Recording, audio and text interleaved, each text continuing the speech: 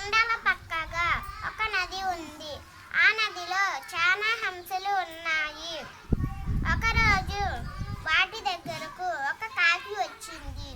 నేను చాలా దూరం ఎగరగలను, మీరు నాతో పందెం కాస్తారా అని అడిగింది ఆ బడాయి కాకి. కాకి హంసలు నది మీద ఎగరడం మొదలుపెట్టాయి. కాకి తన శక్తిని గమనించుకోకుండా వేగంగా ఎగురుతుంది. హంసలు తన శక్తిని మించకుండా నెమ్మదిగా ఎగురుతుంది. ఆవలి ఒడ్డుకు చేరింది. ముందుగా ఎగరడం మొదలుపెట్టిన కాకికి అలసట వచ్చేసింది. ఎగరలేకపోతుంది. కళ్ళు తిరిగిపోతున్నాయి. నదిలో పడిపోతున్న కాకిని హంసల రాజు గమనించింది. వెంటనే పడిపోతున్న కాకిని తన వీపు మీదకు చేర్చుకుంది. ఆవలి ఒడ్డుకు